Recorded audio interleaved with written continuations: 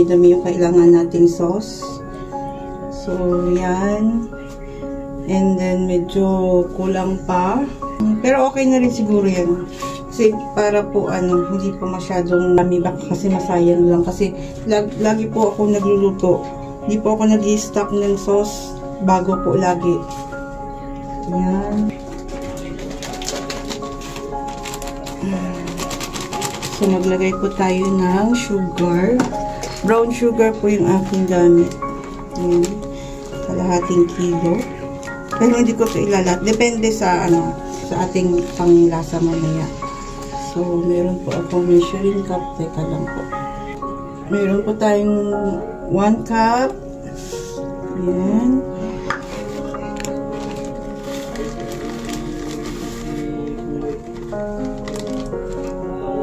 Two cups.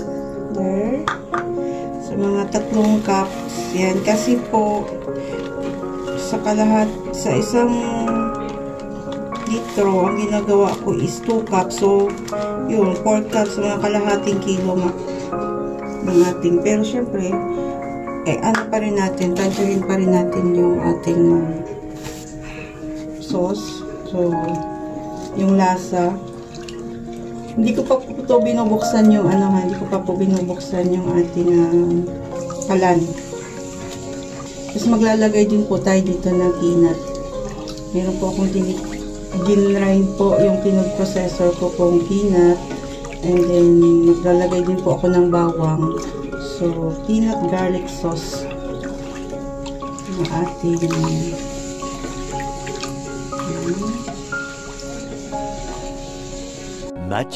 much later. So, magdadagdag pa po ako ng isa pang cup. So, kaya, sa 2 litro na sauce na tubig is kalahating kilo ng brown sugar. So, yan po yung ating measurement. 1 minute later. So, ayan guys, nilipat ko siya sa malaki-laking lagayan kasi feeling ko aapaw yung ating sauce pagka hinalo ko na po yung ating cornstarch na pampalapot. So, inilipat ko sa malaki-laking lagayan. So, naglagay na ako dito ng peanut. Tapos ng pwedeng peanut butter ang ilagay nyo. Pwedeng grind na peanut. Ako kasi yung grind peanut yung yung pinag-processor ko siya. Tapos yun ang ilagay ko. At yan, habang yan kumukulo na siya. So ilagay na natin yung ating cornstarch. So tansyahin lang po natin yan, tansya lang. Huwag naman po yung masyadong malapot. Kasi mag-ano po yung ating, hindi na po siya sauce. Yung tama lang.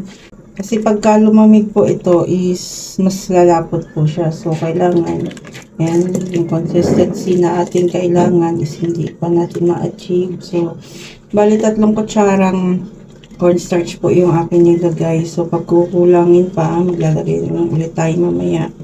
So, ilalahat ko na lang po siya siguro. Kasi hindi pa siya malapot. So, hindi pa po malapot yung ating sauce. So, ilalahat ko na ang ating slurry. Slurry yung tawag dun sa tinunaw na cornstarch dun sa tubig. So, tingnan natin kung medyo malapot na siya. Di pa rin. So, kailangan pakuluin din natin mabuti yung ating pag nalagay na yung cornstarch, kasi para hindi madaling masira yung ating sauce. Kasi yan ay may peanut. Ganyan po ang consistency na ating So, kulong-kulo na po siya. Yung ating, yan. Yung pag nagkumukulo, yung parang pumuputok-putok na siya, yung hindi na siya masyadong yung mabilis. So, So, yun po yung ating hinahanap na. Kasi pagka lumamig to mamaya, mas lalapot pa siya. So, there you go. Much later. Ayun. Hindi ko na naman siya na-play. So, yan. Kaya hindi ko na-play. Naglagay ako ng 5 itlog. Tapos, 1 litrong tubig. At saka 1/4 cup ng cooking oil.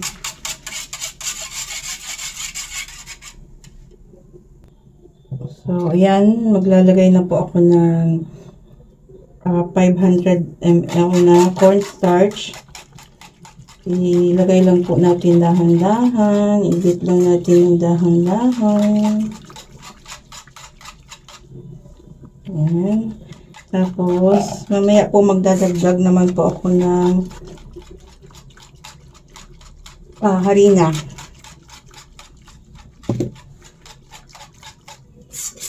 Beat lang po natin yung ating cornstarch. Yan sa mawala po yung buo-buo.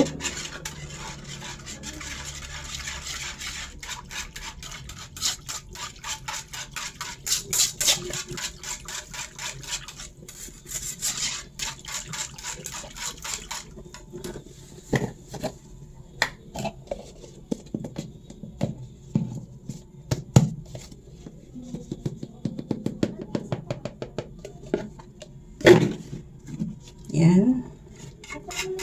Ito na po ginamit yung measuring cup kasi basa po yung measuring, kasi basa po yung ating mga measuring cups. Ginamit ko kasi kanina.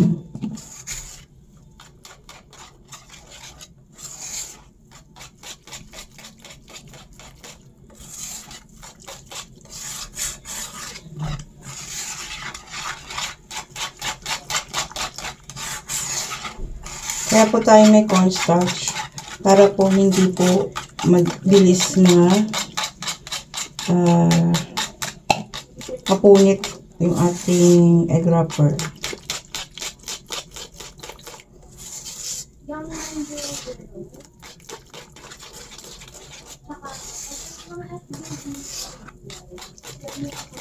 So, i-beat lang natin hanggang mawala po yung mga buo-buo. So, this time, i-ano natin, salain natin yung ating mixture para po mawala po yung lumps. Yung mga buo-buong harina.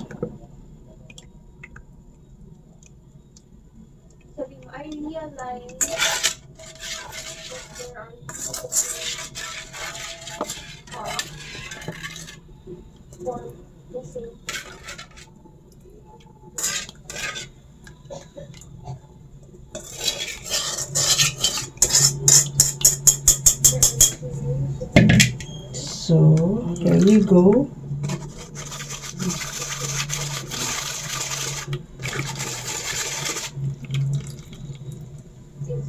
So, ayan po yung ating buo-buo. So, mamaya, ito yung aking gagamitin na pang measure ng ating egg wrapper.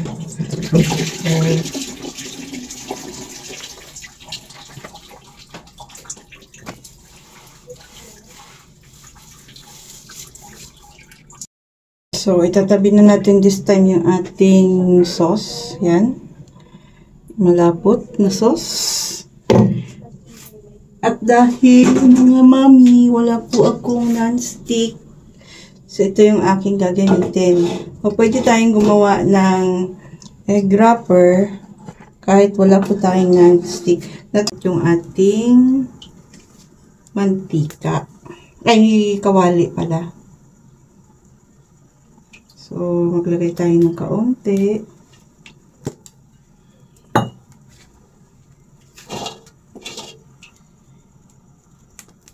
Ano lang natin. Ikot.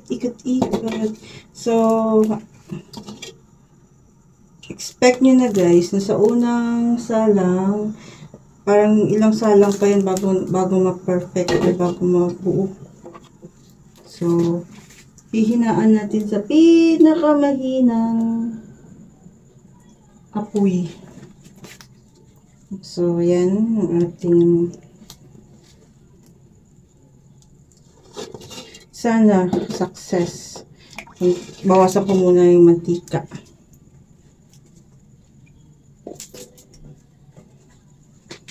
Okay, wala na. Sana unang salang perfect. Wow. So,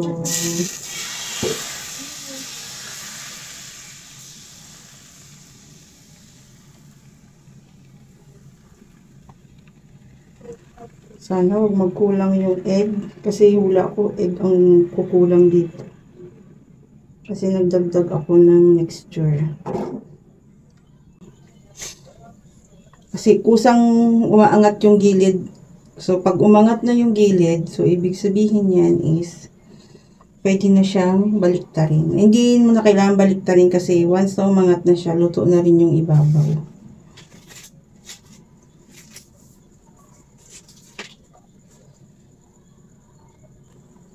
So, as you can see, hindi ko alam kung nakikita nyo, no? Umaangat na siya dito. So, angatin ko na yan. Oh my God. Kulang. Fail. Epic fail ako. Kulang ang egg. Pero sige lang. Mukhang hindi naman. Kulang lang siguro sa ano kanina. Sa init pa. So, yan. Pag may non-stick kayo, madali lang siya. Hindi na kailangan ng ganito. Kung meron kayong non-stick pan. So, dahil ako wala pa akong non-stick pan, so tsaga-tsaga muna ako here sa ganitong method. So, yan. Sana okay. Kasi kung hindi, ako. Okay, nalaglag. Natanggal siya. Hindi lang ako sure pa. Wait lang ha, guys. Okay. So, yan. Natanggal yung ating wrapper and this na siya. So, yan. Medyo oily kasi nga unang salang kasi di ba may oil kanina. So, yan.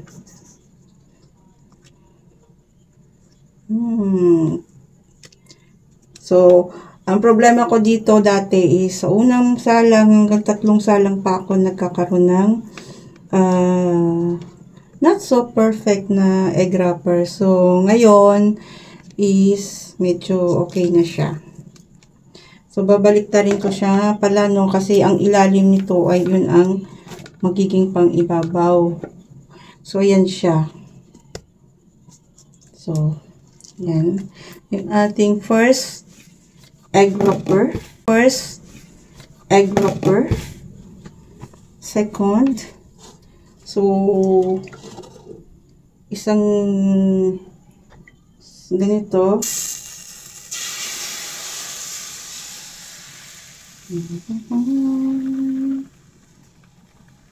Ikot-ikot nyo lang. Ikot-ikot hanggang sa hindi na siya iikot. Hanggang siya ay yun. Hindi na yan iikot. Kasi kailangan din siyang paikutin guys. Kasi pag hindi, yung gitna makapal. Yung gilid ang manipis. So, magiging parang hot cake siya. So, yan po ang ating crepe. Ito rin actually yung ginagawang crepe. Kaya lang sa crepe nilalagyan ng siguro, mantika kasi nilalagay ko dito. Pag crepe kasi, butter, vanilla, and sugar. Para syempre, pang ano yun eh, pang sweets yun eh, pang dessert. Ito naman, this time is pang savory. Wow. Diba, nagpapaka-chef ang mami niyo. So, yan, hintayin natin umangat siya. So, medyo umangat na there. here, umangat na. So, i-press nyo lang kung medyo yan, lubog.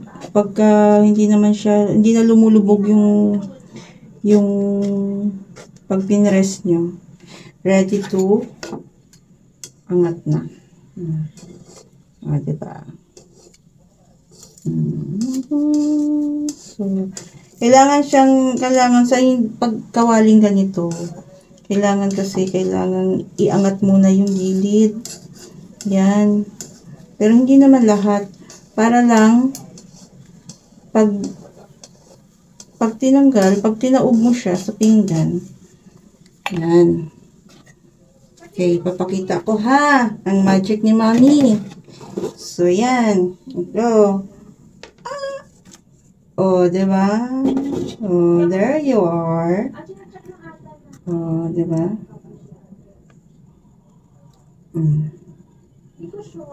So, yan.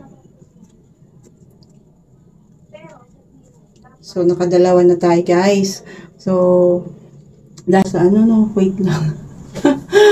Wala pala ako yung boses ko lang nakikita nyo. Okay lang yan.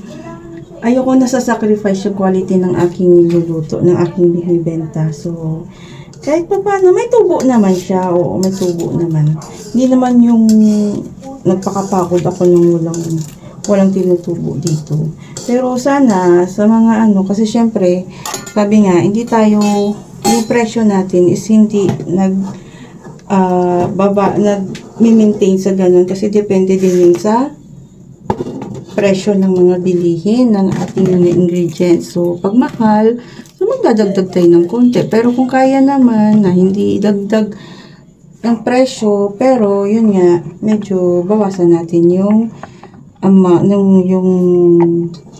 yung product para even lang, happy si customer, happy din si supplier. Ganun lang yun. So, madami na ba akong nadaldal? Kasi sabi ko, diba, nagluluto ako tapos nanonood ng Netflix tapos ipapakita ko na lang sa inyo yung product, yung finished product ko mamaya. So, this time talaga manonood na ako ng Netflix. So, bye-bye muna, and mamaya pag naluto ko to, babalikan ko kayo. So, tulog na kayo, guys. Magpupuyat ako here.